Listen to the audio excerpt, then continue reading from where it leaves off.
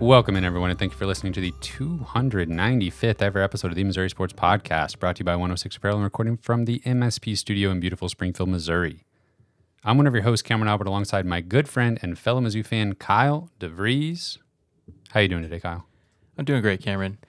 Did you by chance catch the Tom Brady roast? I only watched a couple clips of it. I saw some clips on Twitter. That's about it. It was pretty brutal. I'm not gonna lie. Yeah. They did not pull any punches. Where was this hosted? As far as on the internet. Netflix. Gotcha. It was like a Netflix live thing, which I'd never seen that before. John Mulaney did a Netflix live. Yes, thing. I think he's doing it all week. All week long. Wow, that's a long episode. Every night. He's doing a week long. What's that called? On the street, something or other. Marathon. What's it called when they go to Vegas and they do a? Oh yeah. Like a something where they stay there. And something they do C, a lock-in. Something C. Regency. No, that's what I keep wanting to say. Somebody help us. What's it called when you go to Vegas and you do an entire? John Mulaney's doing one of those on Netflix.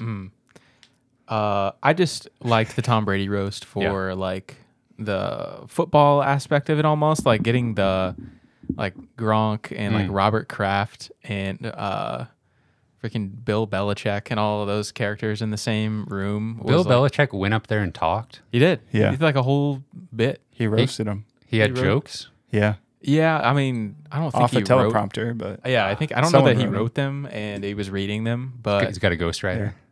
yeah. It was funny because sometimes like whoever was doing the roast was like, I wrote that one myself. Yeah. They'd like get a good laugh, be like, oh yeah, I wrote that one. It was like what's her name? Nikki Glaser wrote everybody's jokes. Oh my gosh. Honestly, probably all the comedians were probably writing helping them write all their stuff. Yeah. Yeah, there was probably a few moments where it like went too far.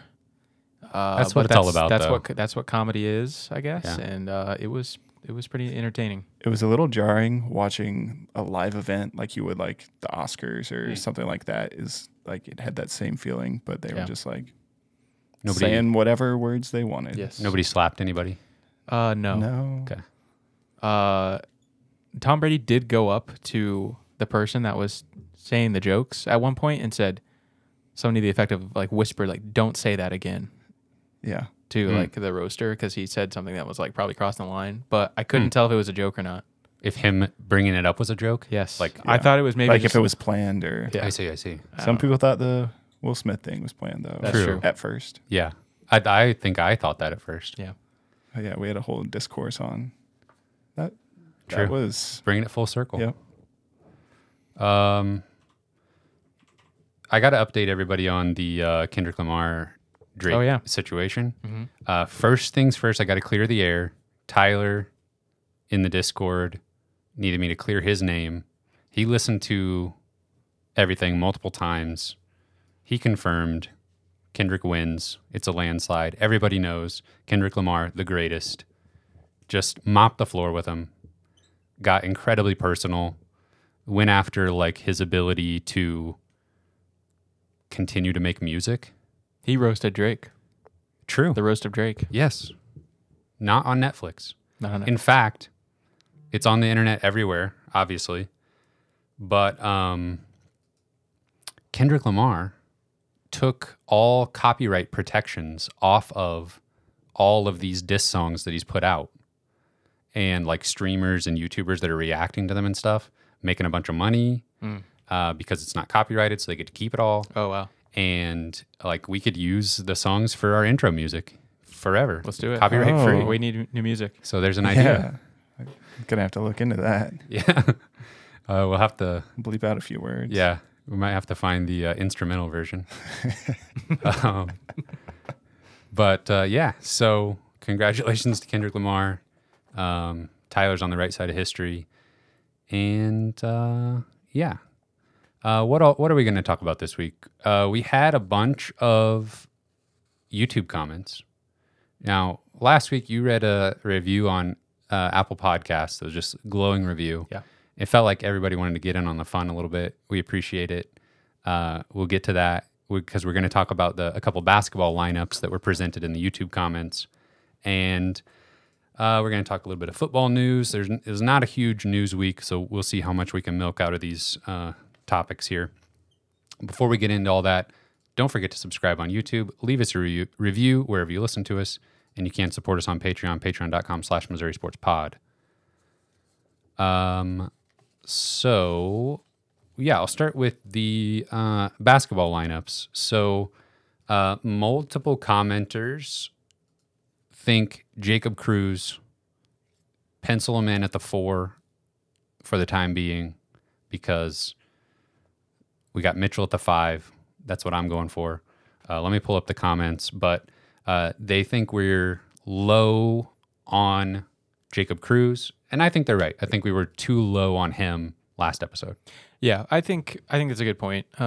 Cruz definitely just is going to bring something that is unique to the roster, and his ability to stretch the floor and shoot threes. I think that's just, he's going to do that too well for them to keep him off the floor. Give him the green light. Let him shoot as many as he wants. Yeah.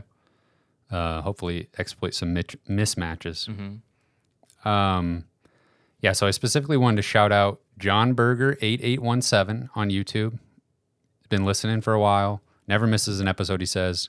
And actually commented way back last fall, late summer, was one of the first people that I saw saying, lock in Mizzou football for double-digit wins.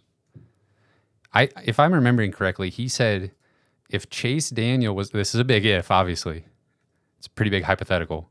If Chase Daniel was the quarterback of last year's Mizzou football team, they win the national championship. He said that last summer? He said that last summer.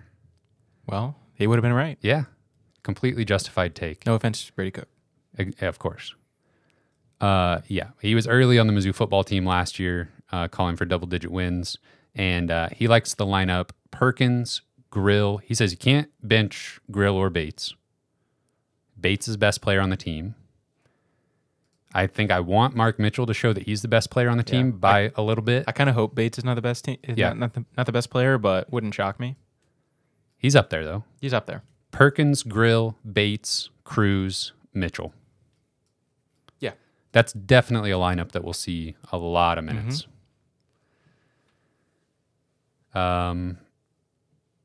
Yeah, just some lovely YouTube commenters. Shout out to Follow Word. He's in the comments all the time. He says, one of my favorite podcasts, hands down. Even, just really trying to lift me up. Tate, Stockstill, I see you. He says he loved my hair. Your hair was on point. And, wow, just great folks over there. Yeah. Anyway. Love y'all. Perkins, Grill, Bates, Cruz, Mitchell at the 5. That bumps Warwick to the bench, but, spark plug, six-man situation there. I truly feel like that's the case for Warwick, Grill, or Bates, whoever ends up in that 6-man spot. Yeah, I think if our fears are going to be realized about Warwick's defense, I think it's going to be tough to see him as a 30-plus minute player. He might be kind of a specialist, if we're kind of playing more of a run and gun, if we're going to try to get more shots up and whatever, exploit certain matchups. I think maybe we see more of him, but in faster paced matchups. But I think I'd be surprised at this point if we see him like playing 30+ minutes a game. Yeah, and it does feel like, it could be a situation where you have to hide him a little bit on defense or a lot. And so the amount of minutes he gets might be really dependent on the matchups and if you can hide him or not. Yeah. But that was also, a couple of years ago, maybe that quote came from. That was like a former coach that he played for that was talking about his defense. So that's not necessarily something that's. And you can scheme around weakness as long as it's not the entire team. We didn't play a lot of defense last year. Yeah, he'll fit right in.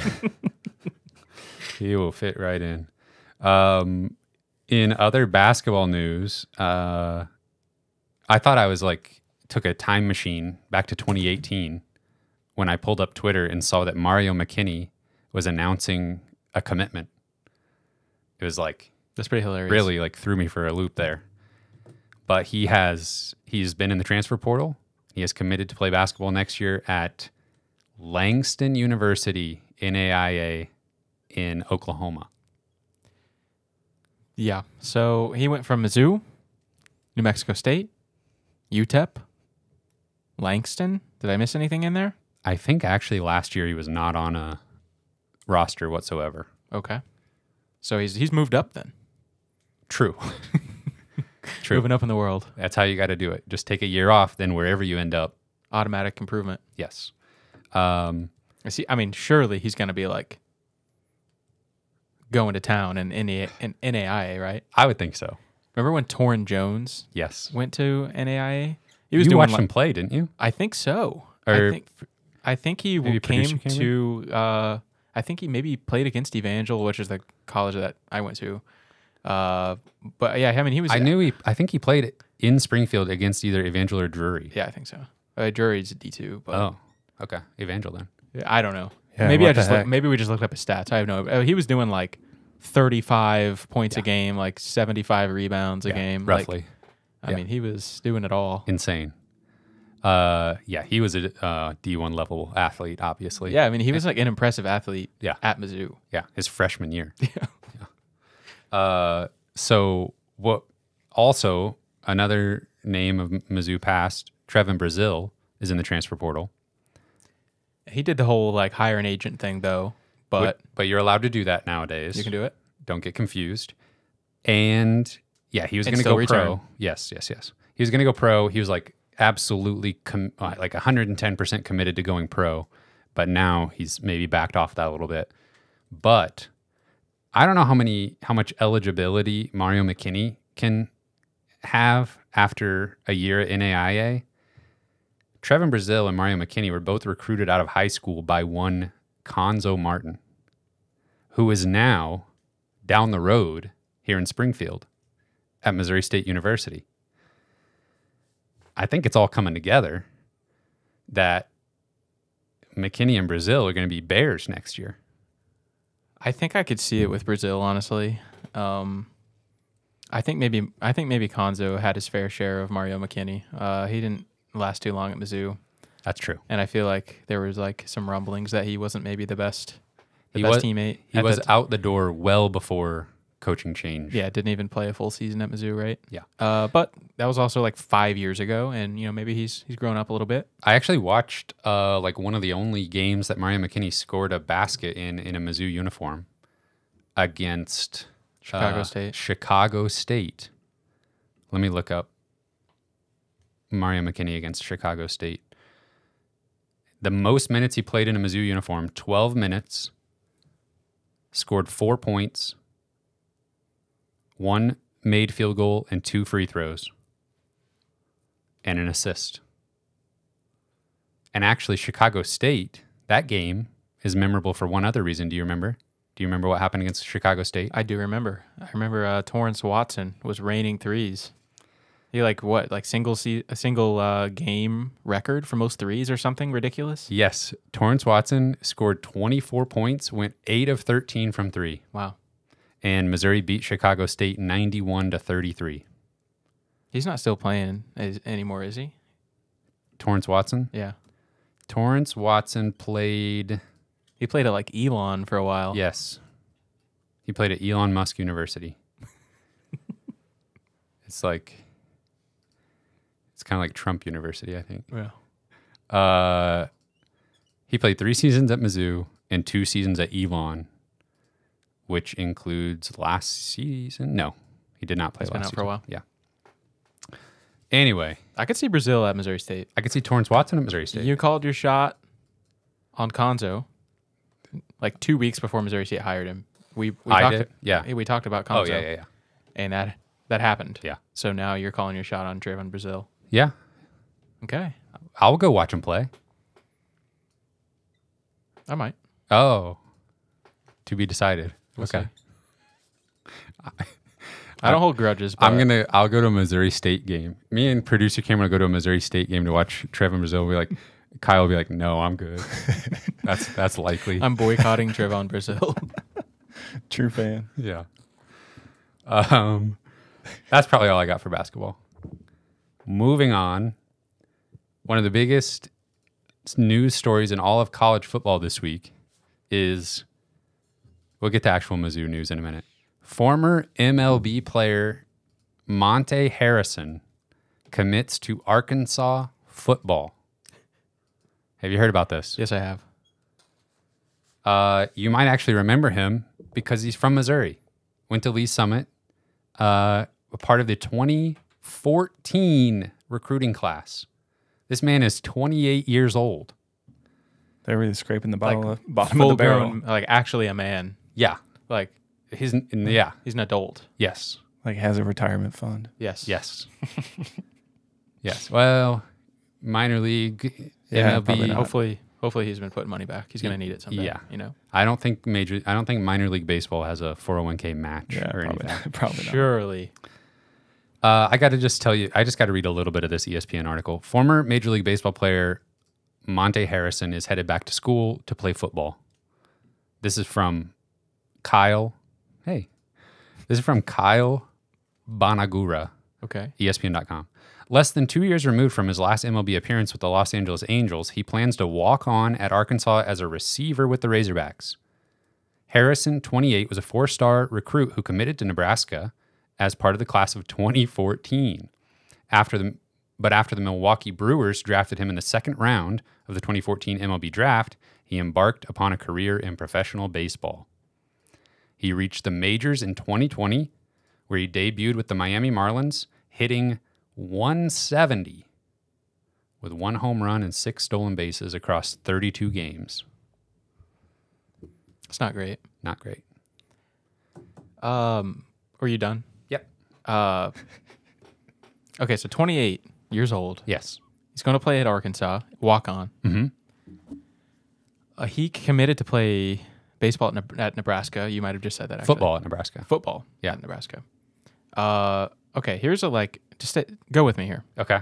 The year is 2014, or maybe the end of 2013. Uh-huh. I returned to my alma mater, Kickapoo High School, to watch a playoff football game between Kickapoo and Lee Summit West. Wow. My sister's boyfriend was playing for Kickapoo. Shout out Trey. Okay. So we went to go support him. And they were playing against Lee Summit West, who had Monte Harrison. I don't think I've ever supported any of my sister's boyfriends in anything they've ever done. Well, it was a football game, so You're incredible. that's how That makes sense. yeah. So Sorry, go ahead. I'm pulling into the parking lot of this big time event. And as I'm pulling into the parking spot, I realize there's someone standing in the parking spot. Like I almost run over somebody. That's super annoying by them. Super annoying. I look up, it's Evan Boehm, Okay. who at the time was still at Mizzou, I think. So I almost ran over Evan Boehm, who was there to support his alma mater, Lee Summit West. Okay. I think he was with like Justin Britt or somebody. That would make There was like sense. another Mizzou lineman that was there with him. Yeah. And I almost killed them or injured them badly. You were And- going that fast? In the No, it's parking just lot? I guess I don't know. You never know. Vehicles can really hurt people. Even That's true. Even Evan Boehm. Yes. He would have Nobody- probably hurt your vehicle.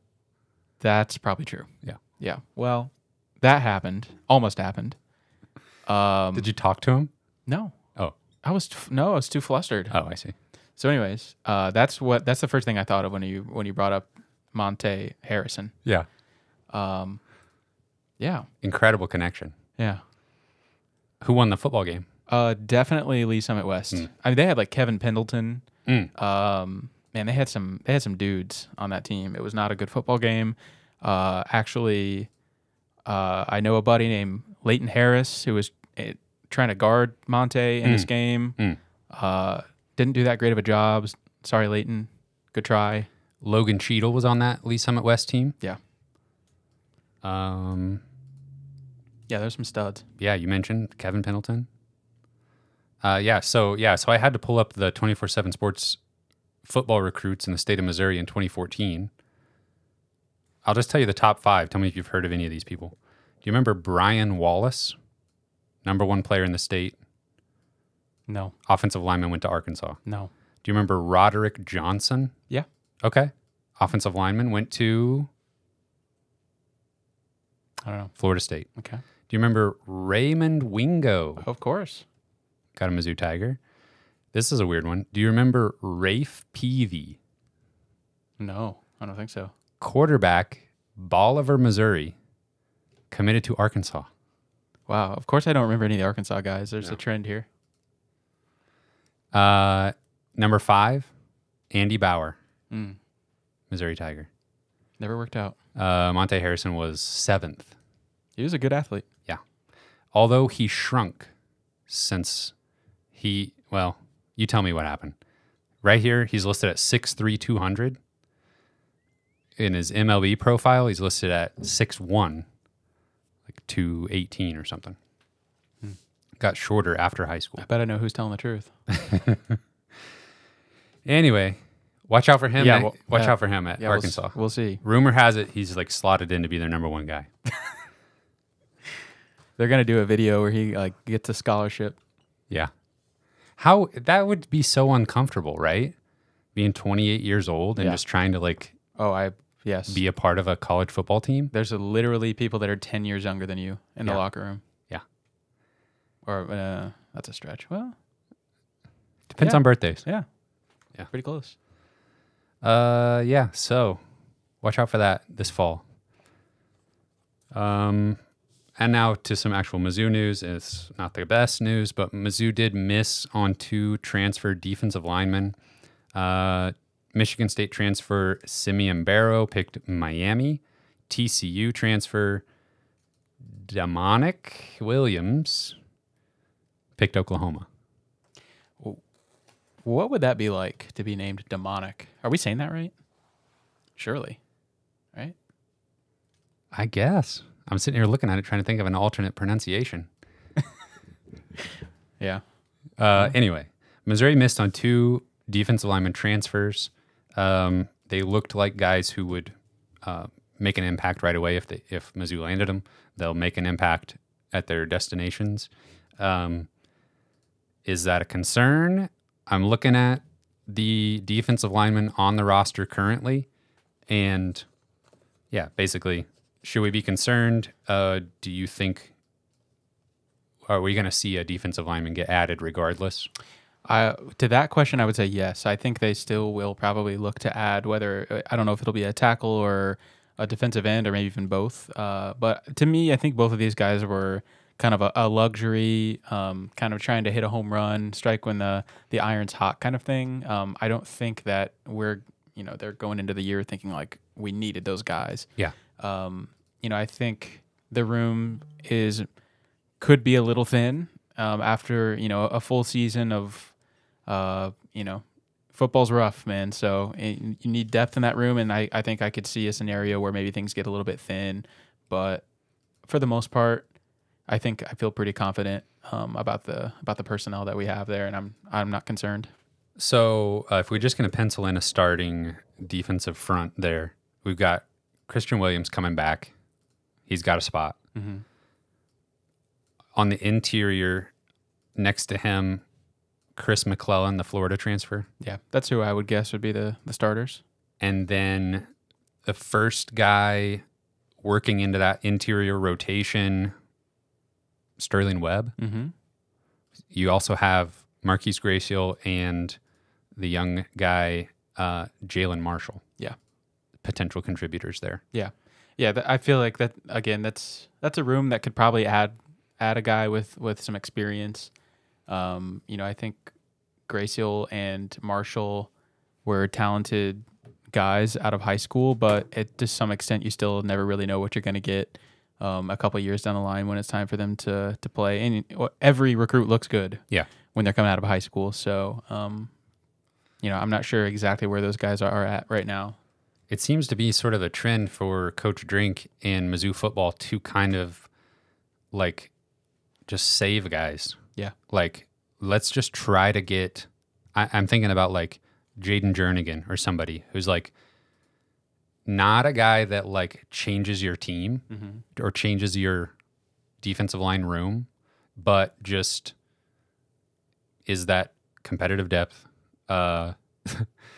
and just gives your younger guys more time to not need to be playing big snaps. Yeah. And if any of those younger guys command it and show in practice that I'm the guy, then that's just a bonus. Yeah, I think at times that's been maybe a little bit controversial. Just like, in one of the, what was it, the 2021 class, like almost the majority of that class is transferred. And so I think that's the risk you run with like constantly looking to fill holes with transfers and maybe not giving enough opportunity to the, 4-star recruits that you landed and stuff. But, I'm going to trust that if those guys are demanding snaps, then they'd have the opportunity. Yeah. And considering we just won 11 games, I feel like that strategy is working pretty well, where you just get the best guys on the field, and if there's competition, there's competition, and you're going to get the red carpet when you're a recruit, but once you show up to practice, everybody's on an even playing field. Yeah, and it doesn't matter who you are.